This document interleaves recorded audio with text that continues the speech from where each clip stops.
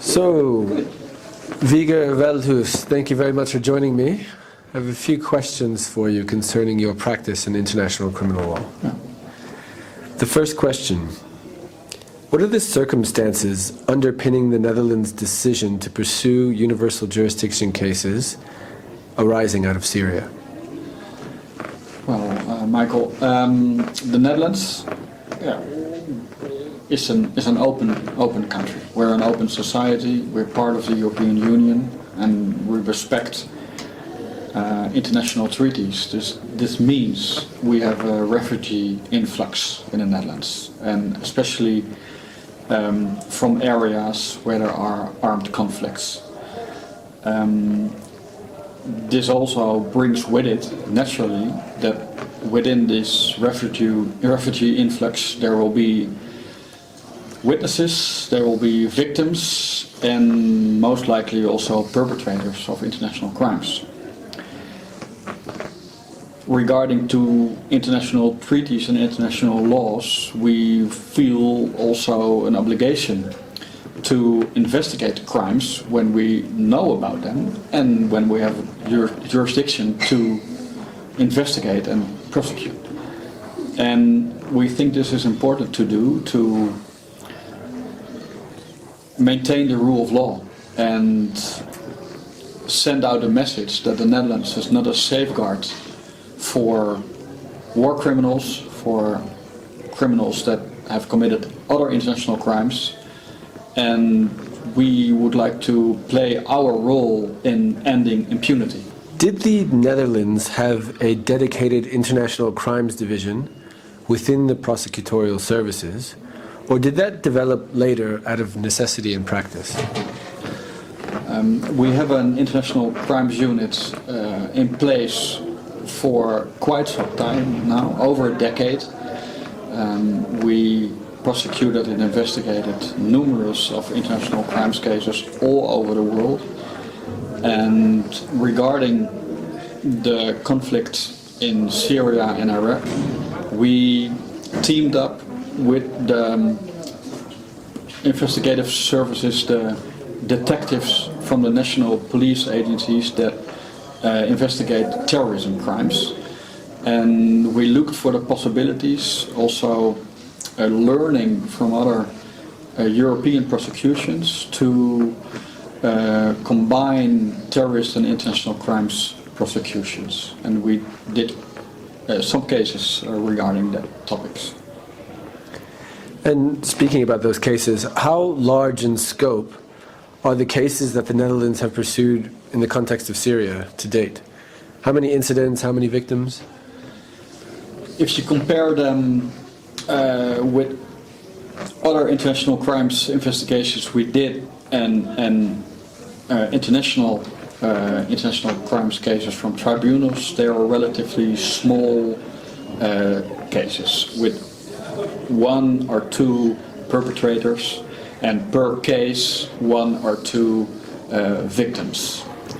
These were the cases that were presented to us that were within our jurisdiction, and beginning with that we have the policy and also strategies to build case for case and use court decisions, court opinions in different cases to, well, maybe build our way up. And we even started with the first cases against the regime in Syria. And in pursuing these cases, what types of evidence have Dutch prosecutors relied upon to bring these cases to the courts? A special thing, so to say, about the cases we're doing now regarding the armed conflict in Syria and Iraq is that we are prosecuting, well, not at the same time, but almost at the same time as the armed conflict is there. This means that the evidence we are using and searching for and getting presented is relatively new evidence. So it is a lot of OSINT evidence, it is technical evidence, video footage, pictures, social media evidence. That is what we rely on. And how have Dutch courts, treated open source information as evidence? Was it admissible? What type of authentication was required? And what weight was it given? The cases regarding Syria and Iraq, we built for a big part on OSINT evidence. It was admissible. We obtained it ourselves, that meaning that the war crime units, they have their own OSINT investigators, and we have Arabic speaking and reading detectives. We secure it ourselves, but we have also examples that we got it presented from witnesses, for instance, or neighboring investigative police units from other European countries. What we try to do is then either find it ourselves and secure it, or try to describe as good as possible where it came from, how it was obtained, and where we can find evidence that brings us to the same conclusions. If you can, describe the role of civil society in supporting investigations and case building, etc. What I think is really important to civil society, they are in touch with victims. In our cases, we start with looking for jurisdiction. We have jurisdiction when a victim, for example, has the Dutch nationality. Or if civil society that is perhaps based in the refugee community brings forward information about perpetrators in the Netherlands. We are in touch with civil society, and if they present us information, the way we deal with it is that we go forward from that moment on.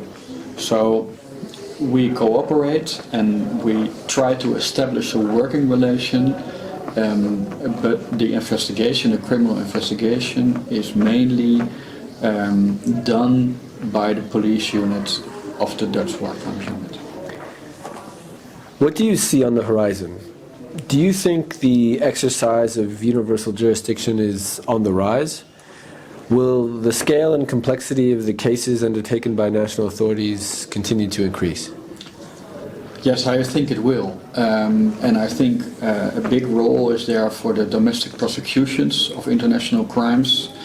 What we see is that there in several European countries where they have war crimes unit, they started cases with a lower impact, and they are building up because knowledge is building, the community is trusting the investigative authorities, and we get closer to people that are higher up in the ranks.